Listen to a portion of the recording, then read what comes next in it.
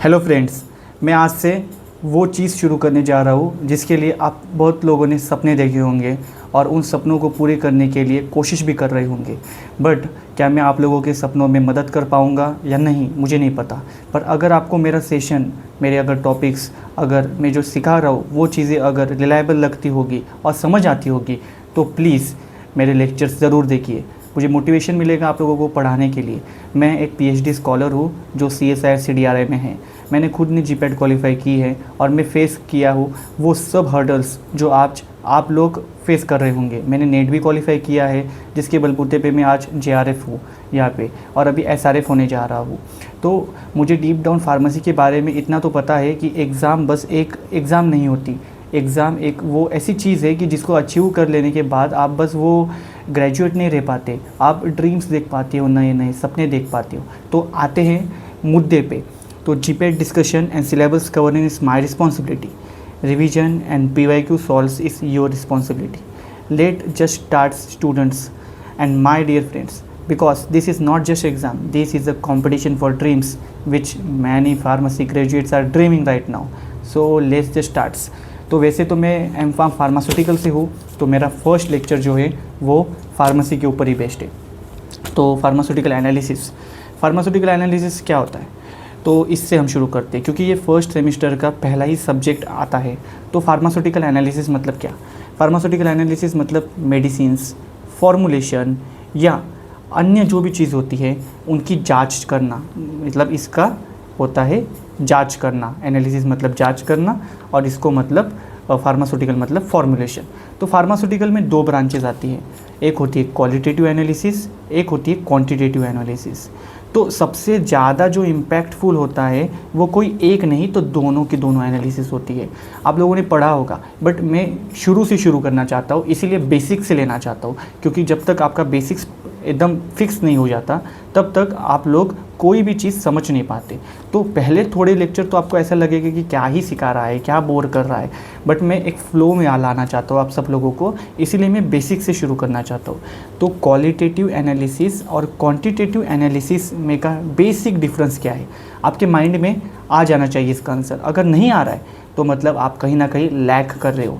तो ऐसा नहीं है कि लैग कर रहे हो तो इसका मतलब आपको आता ही नहीं है, आप ज़ीरो हो, आप पास नहीं कर पाओगे एग्ज़ाम, ऐसा कुछ नहीं है। रिवीजन और PYQs को सॉल्व अगर आप नियमित तरीके से करोगे तो ये एग्ज़ाम क्या, आप अन्य जो भी ड्रग फार्मासिस्ट की एग्ज़ाम्स होती है या नहीं तो एम्स की एग्ज़ाम्स होती है या रेलवे RRB में जो फार्मासिस्ट की एग्ज़ाम होती है, कोई भी अन्य एग्ज़ाम्स हो वो क्रैक कर जाओगे, क्योंकि सब में बस बेसिक फार्मेसी से ही पूछा जाता है। और बेसिक फार्मेसी क्या होता है? B.Pharm 4th सेमेस्टर से लेके B.Pharm 8 सेमेस्टर तक का पूरा सिलेबस। तो हम शुरू करने जा रहे हैं फार्मास्यूटिकल एनालिसिस। तो इसमें जैसे कि मैंने बताया कि दो ब्रांचेस होती हैं, qualitative analysis and quantitative analysis. देखिए, क्वालिटेटिव एनालिसिस में क्या होता है, हम कंपोजिशन चेक करते हैं उस चीज़ का। पहले तो इसमें क्वालिटी होती है, मतलब कोई भी चीज़ होती है उसकी क्वालिटी चेक करते हैं, ओके। और इसमें आता है क्वांटिटेटिव एनालिसिस में वॉल्यूम के बेसिस पे हम लोग चेक करते हैं, या नहीं तो वेट और मास के बेसिस पे चेक करते हैं। और अगर वॉल्यूम के बेसिस पे अगर हम कोई भी चीज़ को चेक कर रहे हैं तो उसको हम कहते हैं वॉल्यूमेट्रिक एनालिसिस। होप आप लोगों को मेरी हैंडराइटिंग समझ आ रही होगी। और अगर वेट या मास के बेसिस पे अगर हम किसी चीज़ की जांच पड़ताल कर रहे हैं तो उसको हम कहते हैं ग्रेविमेट्रिक एनालिसिस। इन दोनों टर्म्स को मैं आगे लेके जाना चाहूँगा, बट अभी फ़िलहाल के लिए मैं शुरू करना चाहता हूँ टाइट्रेशन से, क्योंकि हम लोग कोई भी चीज़ की मतलब क्या कहते हैं, जो वॉल्यूम के बेसिस पे हम लोग चेक करते हैं कि हमारा जो सब्सटेंस है वो कितना मतलब नोन है, या उसकी क्वालिटी कैसी है, उसकी क्वांटिटी कैसी है, उसमें कितना मोलर है, ये सब रेशियो, तो वो सब हम लोग आगे पढ़ेंगे अभी डीप डाउन। तो सबसे पहले आपने देखा होगा टाइट्रेशन के बारे में। तो टाइट्रेशन की बेसिक डेफिनेशन क्या होती है आप लोगों के माइंड में आ गई होगी, तो वैसे मैं बता देता हूँ। Titration is nothing but it is a analytical method which used to determine known concentration of identified analyte by using standard solution whose concentration is known। तो क्या देखा आप लोगों ने इसमें? तो इसमें आपने देखा कि एक ऐसी एनालिटिकल मेथड जिसमें क्या होता है कि हमें एक अननोन कंसंट्रेशन फाइंड करना है एक एनालाइट का, जो एनालाइट हमें मालूम है और उसको हम कैसे आइडेंटिफाई करेंगे एक स्टैंडर्ड सॉल्यूशन लेकर। तो समझिए इस बात को कि सपोज़ आप सब लोगों ने एक एक्सपेरिमेंट तो किया ही होगा टाइट्रेशन का, तो बेसिकली मैं बताना चाहूँगा डायग्राम निकाल के। मेरे डायग्राम तो इतने अच्छे हैं नहीं, फिर भी समझिए। सपोज़ ये ब्यूरेट है आपका, ओके, और यहाँ पे मैंने एक फनेल ड्रॉ की, ओके ओके। तो इसमें मेरा होगा टाइट्रेंट, जिसको हम कहते हैं, हाँ, और इसमें जो है मेरा वो है टाइट्रेंट, ओके। ये मेरी ब्यूरेट हो गई, ओके। और इसी में मेरा स्टैंडर्ड सॉल्यूशन है, ओके, स्टैंडर्ड SS लिख रहा हूँ मैं, स्टैंडर्ड सॉल्यूशन, ओके। और इसके अंदर मेरा जो मतलब जो एनालाइट है उसका हमें क्या आइडेंटिफाई करना है, कंसंट्रेशन आइडेंटिफाई करना है। तो इसमें से हम लोग सैंपल इसमें डालेंगे और हम लोग पता करेंगे कि इसके कंसंट्रेशन क्या है। और ये कंसंट्रेशन मालूम होगा ना, तब यहाँ पे ना कलर चेंज होता है, क्योंकि और वो कलर चेंज इंडिकेटर की वजह से होता है, ओके। हम लोग इसमें इंडिकेटर भी ऐड ऑन करेंगे, और इंडिकेटर क्या करेगा, जैसे जैसे कंसंट्रेशन, सपोज ये एसिडिक है और ये बेसिक है, तो एसिड से बेसिक मतलब जो न्यूट्रल होगा, न्यूट्रल की तरफ जब जब बढ़ेगा तो एक कलर चेंज हो जाएगा।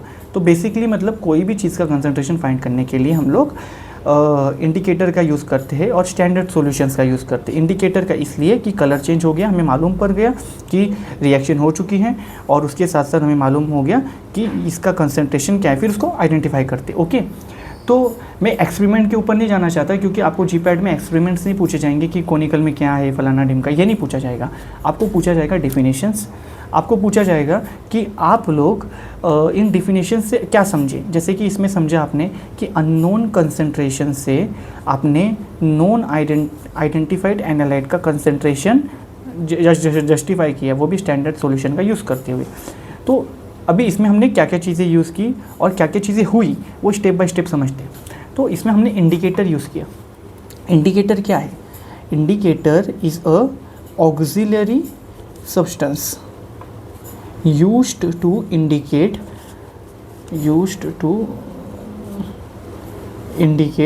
completion of reaction, okay. Colour change हो गया मतलब कंप्लीशन ऑफ रिएक्शन हो गई है, वो हमें पता चल गया। इक्विवेलेंस पॉइंट क्या है? इक्विवेलेंस पॉइंट वो पॉइंट होता है जहाँ पे नंबर ऑफ ग्राम इक्विवेलेंट ये इक्वल टू हो जाते हैं नंबर ऑफ, मतलब इसका नंबर ऑफ, जिसमें इसमें जो नंबर ऑफ कंसंट्रेशन है वो, और इसका नंबर ऑफ कंसंट्रेशन जो ग्राम का है वो दोनों इक्विवेलेंट हो जाएंगे, उसको हम कहेंगे equivalence point, okay. Number of gram equivalent ना, सॉरी यार स्पेलिंग से ना मतलब है ना अचानक से याद नहीं आती हैं। इक्विवेलेंट पॉइंट ऑफ ये टाइट्रेंट और ये टाइट्रेंट, ऊपर लिख देना यहाँ पे टाइट्रेंट और यहाँ पे लिख देना टाइट्रेंट, ओके। मैं आपको अच्छे से नोट्स भी प्रोवाइड करूँगा अगर आप लोग अगर ठीक से सपोर्ट करते हो और मुझे मतलब लेक्चर्स में कमेंट करके बताते हो तो वैसे। और एंड पॉइंट क्या होता है?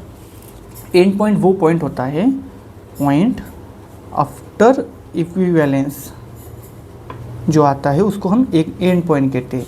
वहाँ पे इंडिकेटर कलर चेंज कर देता है, ओके।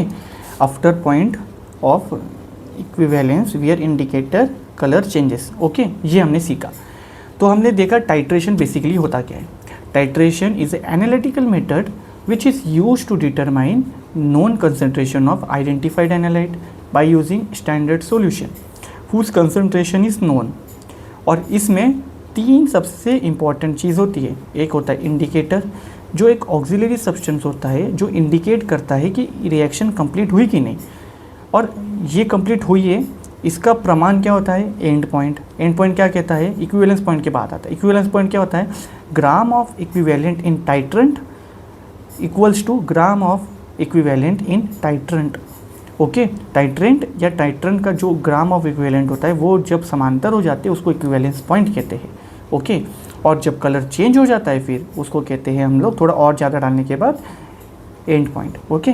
तो ये हमने बेसिकली टाइट्रेशन के बारे में पूछा। इसके रिगार्डिंग आपको बहुत सारे क्वेश्चंस भी आ रहे होंगे कि सर इसमें क्या हो सकता है, इसमें क्या होगा, कि कैसे आइडेंटिफाई करेंगे कंसंट्रेशन वगैरह वगैरह, वो हम लोग आगे पढ़ेंगे कि कंसंट्रेशन आइडेंटिफाई कैसे करते हैं। ओके, उसके बारे में भी मैं बताऊंगा आप लोगों को। बट हम लोगों को अगर जीपैट के पॉइंट ऑफ व्यू से जाना है तो जीपैट के पॉइंट ऑफ व्यू से हमें सबसे पहले चेक करना है कि डेफिनेशंस बराबर आती है कि नहीं, क्योंकि आपको क्वेश्चंस पूछे जाएंगे इंडिकेटर क्या होता है। ये ऑक्सिलरी सब्सटेंस होता है जो इंडिकेट करता है कंप्लीट ऑफ रिएक्शन, यहाँ से पूछ सकते हैं, या नहीं तो टाइट्रेशन की डेफिनेशन से ही पूछ सकते हैं।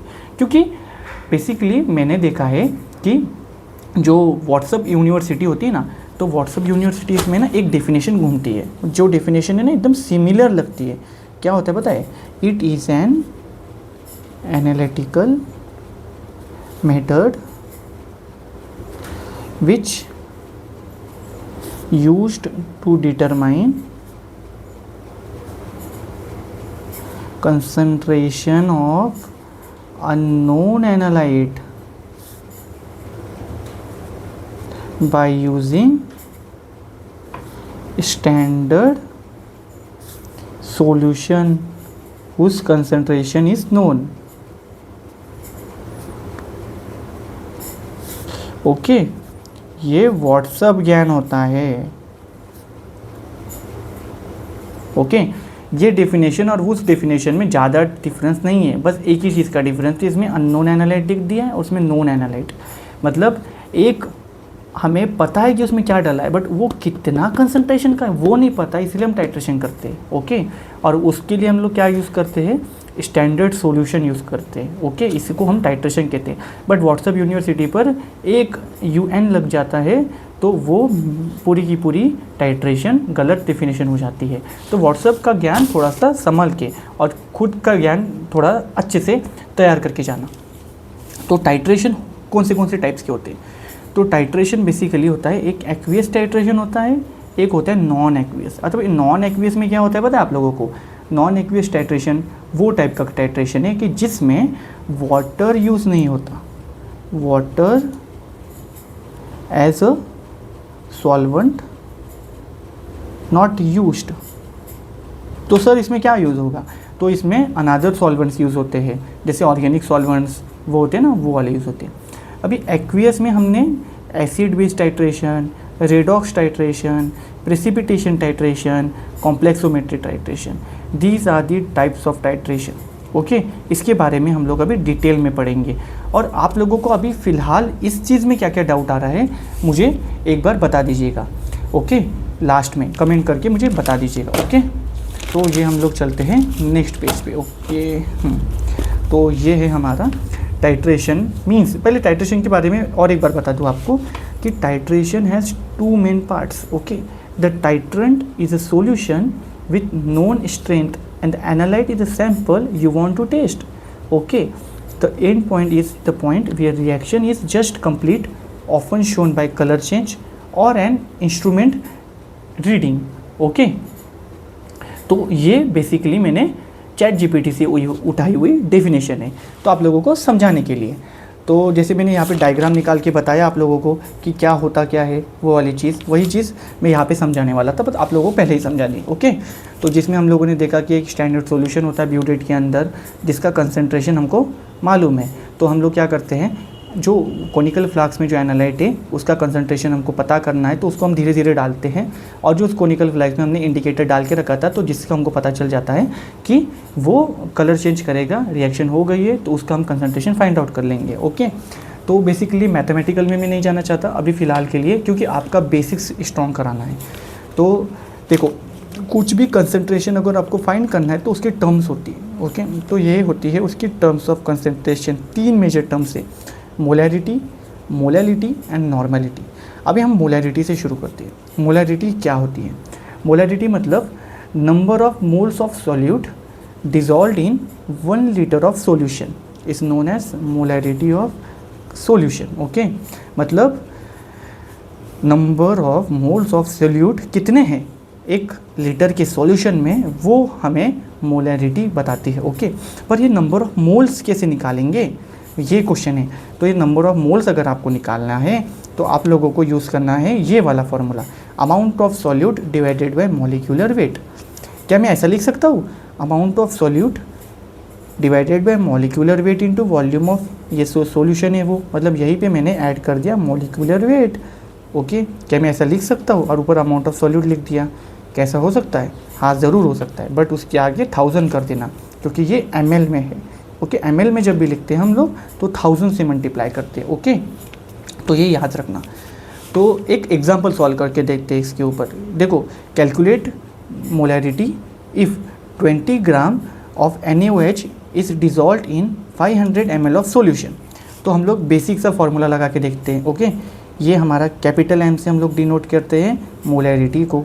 तो इसमें हमने फार्मूला क्या था हमारा? ये वाला फार्मूला था, amount of solute divided by molecular weight into volume into 1000। Okay, तो हम लोग बेसिकली हमारा दिया हुआ है अमाउंट कितना दिया है हम लोगों को?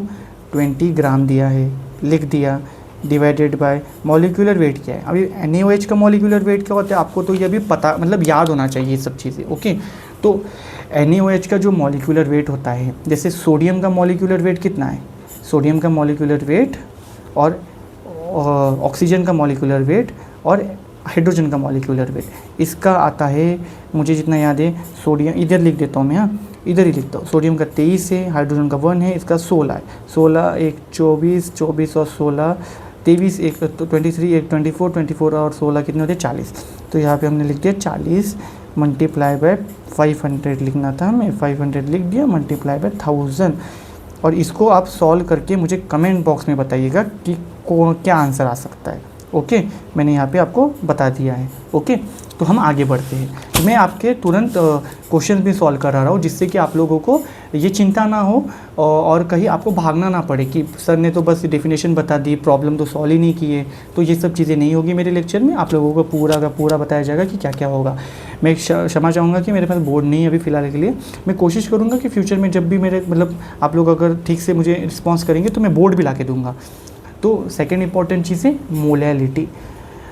आप लोगों को बोरिंग सा लग रहा होगा कि क्या पढ़ा रहा है बेसिक सा, क्योंकि ये चीज़ें आप लोगों ने पढ़ी है और ये चीज़ें आप लोगों को आती है, बट मैं बेसिक से शुरू करना चाहता हूँ। ओके बच्चों, तो क्योंकि बेसिक जब पक्का होगा तभी जाके आप आगे का जो भी क्वेश्चंस होंगे वो समझ पाओगे। जैसे क्रोमेटोग्राफिक टेक्निक्स, जैसे सपोज यूवी में अगर आपको सीसी कैलिब्रेशन को बनाना है तो डाइल्यूशन कैसे बनाने हैं वो वाली चीज़ें, या नहीं तो आपको HPLC दे दिया और मैंने बोला कि एक आधा कंपाउंड है उसका मुझे कंसंट्रेशन आइडेंटिफाई करके बता दो, तो आप कैसे कर पाओगे इंस्ट्रूमेंट देने के बाद? वो तो वही बात होगी कि गाड़ी दे दी और आपको चलानी नहीं आती।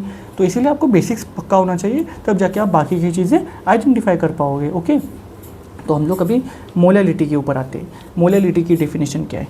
Molality is nothing but number of moles of solute dissolve in 1 kg of solvent is known as molality of solution. अभी इसका फॉर्मूला क्या है? इसका फॉर्मूला भी सिंपल सा है, number of moles of solute divided by weight of solvent. Okay, अभी ये जो हमारा है number of moles of solute कैसे निकालेंगे, हमें अभी देखा था कि amount of solute divided bye molecular weight, तो वही हमने यहाँ पे भी लिख दिया, amount of solute divided bye molecular weight into weight of solvent. अब ये वेट ऑफ सॉल्वेंट अगर ग्राम में है तो मल्टीप्लाई बाय 1000 करेंगे हम लोग, केजी में होगा तो नहीं करेंगे, बेसिक सी चीज़ें, और वही यहाँ पे भी एप्लीकेबल होता है। समझे बात? ओके, तो आगे बढ़ते हम लोग नॉर्मेलिटी के ऊपर। तो नॉर्मेलिटी क्या है? Normality is nothing more that, normality is number of equivalent of solute पर लीटर ऑफ सॉल्यूशन। ओके, तो नॉर्मेलिटी क्या होती है आप लोगों ने अभी देखी डेफिनेशन, और एक बार बता देता हूँ। नॉर्मेलिटी को हम लोग ऐसा कह सकते हैं कि number of gram equivalent of solute divided by volume of solution, या equivalent of solute divided by litre of solution, या वॉल्यूम ऑफ सॉल्यूशन भी बोल सकते हैं इसको हम लोग। अलग अलग किताबें अलग अलग चीज़ें बताई गई होती है, बट एक ही चीज़ है दोनों की दोनों। अब ये इक्विवेलेंट ऑफ सॉल्यूट कैसे निकालें हम लोगों को? तो इक्विवेलेंट ऑफ सॉल्यूट अगर आपको निकालना है कि इसमें number of gram of equivalent कितना है, number of gram of equivalent कितना है, तो उसका फॉर्मूला क्या है? Amount of solute divided by equivalent weight. Okay, तो इसके पहले हम लोगों को सीखना है एक एन फैक्टर वाला होता है। तो एन फैक्टर का फंडा मैं बाद में सिखाना चाहूँगा। सबसे पहले आपको बता दूँ एक चीज़ कि ये यार उल्टा लिख दिया क्या मैंने? ओके, हाँ, तो देखिए यहाँ पे आते हैं हम लोग। हाँ, जब भी डाइल्यूशन जो होता है, okay, in dilution amount of solute जो होता है वो सेम होगा। Okay, so initial equivalent is final equivalent. Okay, तो इक्विवेलेंट ऑफ सॉल्यूट को हम ऐसे भी तो कर सकते हैं ना कि n is equal to V, तो उसी से हमारा आज़ाद हुआ ये formula N1V1 is equal to N2V2। मैं आपको ठीक से नहीं पढ़ा रहा हूँ नॉर्मेलिटी, मोलैलिटी क्यों मोरालिटी, क्योंकि इसलिए नहीं पढ़ाना चाहता क्योंकि यहाँ से क्वेश्चंस बहुत ही कम आते हैं। ओके, वैसे ही हमारा एनालिसिस का जो पार्ट होता है वहाँ से 5-6 क्वेश्चंस आते हैं, तो आपको डीप डाउन नहीं लेके जाना चाहता मैं। डीप डाउन लेके जाएंगे तो घंटे घंटे का लेक्चर चलेगा, और मुझे घंटे भर नहीं पढ़ाना, आपको सिंपल और एकदम कॉमन लैंग्वेज में, लेमन लैंग्वेज में समझाना है, बस डेफिनेशन फार्मूला, जिससे कि आप लोग कोई भी क्वेश्चन आता है तो वो आप सॉल्व कर पाओगे। मैं आपको क्वेश्चन भी दिया करूँगा कि जिससे कि आप लोग सॉल्व कर पाओ और मुझे आंसर दे पाओ, जिससे कि आपकी प्रैक्टिस भी हो जाएगी। और PYQs आप देखते रहना, मैं भी दूंगा आप लोगों को, और अनादर यूट्यूब पे और भी लेक्चर्स होते हैं वो भी देख सकते हो आप। ऐसा नहीं कि मेरा ही सफिशिएंट है, तो आप देख पाओगे। बट मैं जितना बोलूँगा कि मैं हर सब्जेक्ट कवर करने जा रहा हूँ, कोलॉजी, सुटिक्स, कोग्नोसी, एनालिसिस, हर सब्जेक्ट, जूरिस्प्रूडेंस, केमिस्ट्री, हर सब्जेक्ट कोशिश करूँगा कि कवर करूँ। बस आप लोग मुझे सपोर्ट करते रहिएगा। आज मेरा पहला लेक्चर है तो इसीलिए थोड़ा सा मतलब मैंने पहली बार सिखाया है, तो क्योंकि मुझे बहुत लोगों ने बोला कि सर आप सिखाइए, तो हम लोग आपसे सीखना चाहते हैं, तो मैं उन लोगों को सिखाना चाहता हूँ। तो जो लोग और सीखना चाहते हैं वो लोग ज्वाइन करिए और सब्सक्राइब करिए चैनल को, कमेंट करिए मेन मतलब। और मैं अपना जो भी ईमेल आईडी होगा वो ईमेल आईडी अपने इनबॉक्स में डाल दूँगा, मैसेज में डाल दूँगा, वहाँ से आप लोग मुझे ईमेल कर दीजिएगा। या नहीं तो मैं यहाँ पे लिख देता हूँ मेरी मेल आईडी है रोहित पाटिल 842001@gmail.com। तो ओके, यहाँ पे आप मेल कर सकते हैं मुझे, जिससे कि मैं आपके क्वेश्चंस जो भी डाउट्स हो गए वो सॉल्व कर पाऊँगा। ओके, तो बेसिकली मैंने क्या बताया कि हमारा जो भी डाइल्यूशन होता है उसमें हमारा जो सॉल्यूट होता है वो इनिशियल स्टेज में भी और लास्ट स्टेज में भी सेम ही रहता है। तो हमारा जो फाइनल इक्विवेलेंट ऑफ सॉल्यूट है उसको अगर हम यहाँ से समझिए आप लोग, इक्विवेलेंट ऑफ नॉर्मेलिटी का फॉर्मूला क्या बोला मैंने, normality equal to equivalent of solute divided by volume of solution, या लीटर ऑफ सॉल्यूशन ऐसा बोल सकते हैं। ये तो हमेशा से कॉमन रहेगा इक्विवेलेंट ऑफ सॉल्यूट। तो क्या हम इसको ऐसे नहीं लिख सकते, equivalent of solute equals to normality into volume, equivalent of solute बाहर आ जाएगा n into volume of solution. Okay, यहाँ से हमारा इजाद होता है N1V1 is equal to N2V2। Okay, यहाँ हमारा फॉर्मूला आ जाता है। वही चीज़ मैं यहाँ पे समझाना चाहता हूँ। और एन फैक्टर क्या होता है, एन फैक्टर मतलब आप कितना हाइड्रोजन मतलब प्रोटॉन डोनेट करना चाहते हो, कितना OH डोनेट करना चाहते हो या रिप्लेस करना चाहते हो, उसको हम लोग जस्ट जानते हैं। जैसे बेसिसिटी मतलब क्या होती है, डोनेट और replaceable of H plus ion जाएंगे तो बेसिसिटी आएगी। जैसे कि H प्लस इसमें से कितने जाएंगे, 1, इसमें से कितने जाएंगे, 2, क्योंकि 2 हाइड्रोजन है। अभी इसमें OH कितने जाएंगे, ये H प्लस बोल रहा हूँ प्लस आयंस, और इसमें OH कितने जाएंगे, 1, इसमें कितने जाएंगे, 2। ओके, तो यही चीज़ मैं आपको समझाना चाह रहा हूँ। तो एसिडिटी मीन्स डोनेट और replaceable of OH minus, basicity means donate और replaceable of H plus ions. HCl में से 1 हाइड्रोजन जाएगा, H2SO4 में से 2 जाएगा, तो नंबर ऑफ मोल्स कितना आएगा, 1 आएगा, इसमें 2 आएगा, इसमें 1 आएगा OH। अगर नंबर ऑफ मोल्स के हिसाब से नंबर ऑफ नॉर्मेलिटी के हिसाब से अगर हम कैलकुलेट करें तो कितने मोल्स आएंगे, 1 आएगा, 2 आएगा कि 3 आएगा, वो वाले जो हम सवाल करेंगे फ्यूचर में, तो वो वाले। तो आप लोग समझ पा रहे हो कि मैं क्या सिखाने की कोशिश कर रहा हूँ आप लोगों को। तो बेसिकली मैं आपको क्वेश्चन भी लूँगा। चलो अब एक क्वेश्चन लेते हैं हम लोग। ओके, तो कहाँ लूँ मैं वो क्वेश्चन, आपका यहीं पे ले लेता हूँ, यहाँ पे लेता हूँ। चलो ओके ठीक है। तो क्वेश्चन ये है कि समझिए कि molarity of NaOH solution if 25 ml of it required to neutralize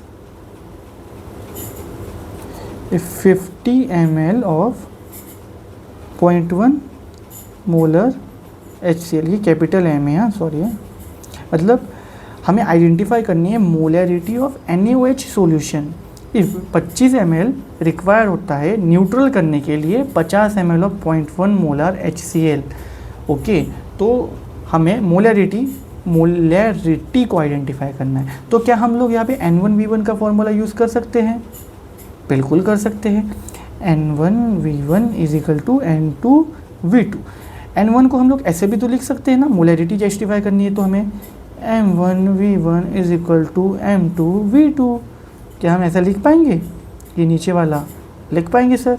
तो हमें क्या जस्टिफाई करनी है? हमें NaOH की मोलैरिटी जस्टिफाई करनी है, तो उसको मैंने X लिख दिया, ये हुआ मल्टीप्लाई। ओके, इसका तो हमें दिया हुआ है वॉल्यूम, कितना दिया है 25 इक्वल्स टू M2 कितना है हमारे पास 0.1 है सर, 0.1 लिख दिया, मल्टीप्लाई बाय हमें V2 कितना है 50 है सर, 50 कर दिया। अभी इसको हम लोग सॉल्व करिए तो आप लोगों को पता चल जाएगा कि इसका आंसर है 0.2 मोल पर लीटर। सिंपल है कि नहीं? कुछ डिफ़िकल्टी आई? क्योंकि चलो मैं ये करें 25 1 25 2 ये यहाँ पर है, यहाँ पे डिवाइड हो जाएगा ना, तो वहाँ से कैलकुलेट किया मैंने, और इसको मल्टीप्लाई करोगे तो ये आएगा आंसर। ओके ठीक है, तो बेसिकली ये चीज़ है। तो हमने सपोज सर एक ब्यूरेट है और नीचे हमारा कोनिकल फ्लास्क है, इस कोनिकल फ्लास्क में हमारा 0.1 मोलर HCl है 50 ml, और यहाँ से हमने 25 ml NaOH डाला, पर कितना डाला, क्या कंसंट्रेशन था इसका वाला हमें पता नहीं था सर, तो हमने डाला, कलर चेंज हो गया और इसको हमने कैलकुलेट किया इससे। ओके, मतलब लास्ट में जो वॉल्यूम आता है वो वॉल्यूम हम लोग लेते हैं, उस हिसाब से हम लोग कैलकुलेट करते हैं। ठीक है, आप लोग समझ पाए क्या हुआ क्या नहीं हुआ? ओके, मतलब इसमें का माइनस किया वॉल्यूम, इसका ऐड किया वॉल्यूम, कितना हुआ टोटल, और जो वॉल्यूम आया उस हिसाब से हमने कैलकुलेट किया। मतलब यहाँ पे अगर 10 ml है, यहाँ पे अगर हमने इनिशियल में 5 ml लिया, इसका 5 ml यहाँ पे ऐड हुआ तो ये 5 हुआ, तो हम लोग NaOH का 5 ml लिख देते हैं, इसका 10 ml लिखते हैं और वही वैल्यू यहाँ पे डालेंगे तो हमारा मोलर रेशो निकल आ जाएगा। Simple as that.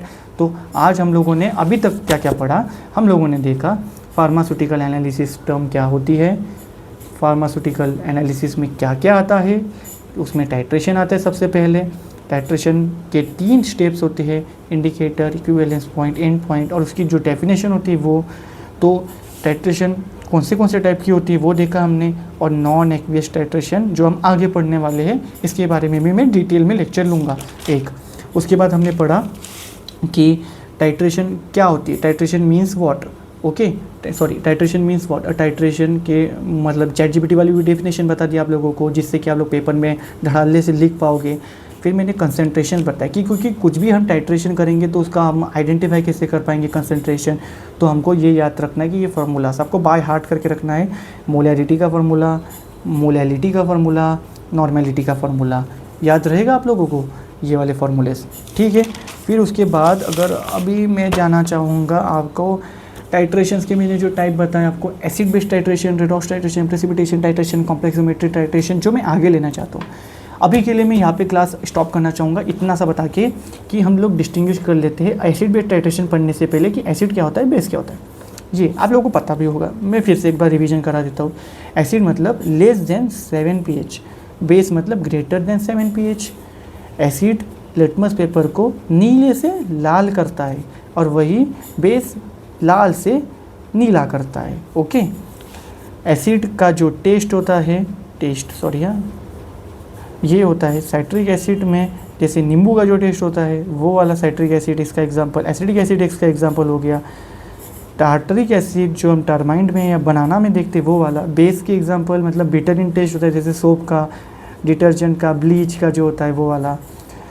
अभी इसमें एक इम्पॉर्टेंट चीज़, ये लिबरेट करता है, CO2 गैस को छोड़ता है, जैसे HCl और COCO, तो कार्बन क्या CO3 कोबाल्ट कार्बन क्या कहते हैं यार इसको, CaCO3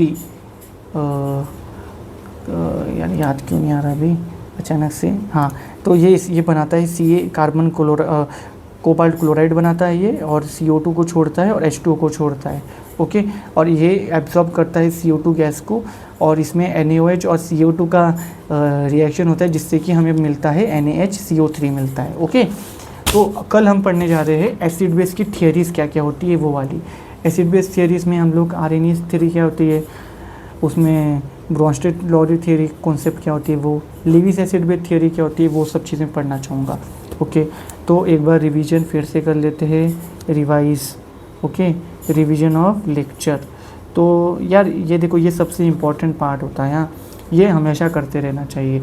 मुझे ऐसा नहीं कि मैं सब कुछ सिखा दूंगा और आप लोगों के ध्यान में आ जाएगा, ऐसा नहीं है। मुझे आप लोगों का जीपैट क्रैक करवाना है, इसके लिए आप लोगों का एफ़र्ट्स मेरे लिए बहुत बहुत बहुत ज़्यादा ज़रूरी है। अगर आप लोग एफ़र्ट्स नहीं डालोगे ना तो मैं कुछ भी नहीं कर पाऊँगा यार। तो इसलिए प्लीज़ एफ़र्ट्स डालिए जिससे कि मैं मतलब कुछ कर पाऊँ आपके लिए, ओके।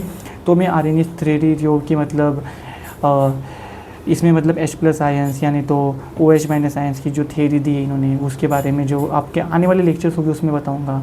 वही ब्रोंस्टेड थ्योरी जो प्रोटॉन और एक्सेप्टर या प्रोटॉन डोनेटर के बारे में जो कुछ बताया उसके बारे में बताऊंगा, और वैसे ही लेविस थ्योरी के बारे में बताना चाहूँगा। तो आज हम लोगों ने क्या क्या पढ़ा?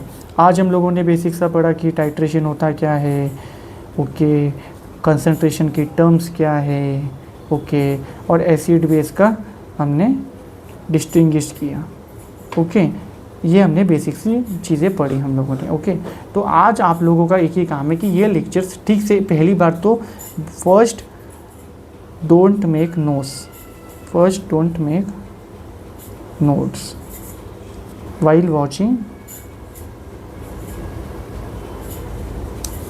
वीडियो। सेकेंड टाइम जब आप देखोगे वीडियो को, second time video watching period, make notes and revise। और थर्ड टाइम पे जब आप देखने आओगे तो आपको पहले से ही पता हो जाएगा कि यार ये क्या बताने वाला है, नेक्स्ट स्टेप क्या होगी, तो इससे आप एक्सपर्ट हो जाओगे। तो जो होता है ना फॉर्मूला n=3 में, रिसर्च भी कहती है कि एक बार तुक्का लगता है, 2 बार लगता है, 3 बार तुक्का नहीं लगता। तो वही चीज़ है, 3 बार अगर कोई भी चीज़ कर लो तुक्का नहीं लग जाएगा, ये मेरी गारंटी है। तो कीप सपोर्टिंग और हैशटैग ये जो पार्टी पर्सपेक्टिव 89 जो चैनल है मेरा, इसको फॉलो सब्सक्राइब करो और शेयर करो ज़्यादा से ज़्यादा दोस्तों के साथ, जिससे कि आपकी एनालिसिस की कंसेप्ट मैं क्लियर कर पाऊँ और आप लोगों को और भी अच्छे अच्छे लेक्चर्स दे पाऊँ। अपना जो मैंने जो नोट्स बनाए वो भी आप लोगों के साथ साझा कर पाऊँ, ओके। तो मिलते हैं नेक्स्ट क्लास में, तब तक के लिए hashtag goodbye, thank you very much.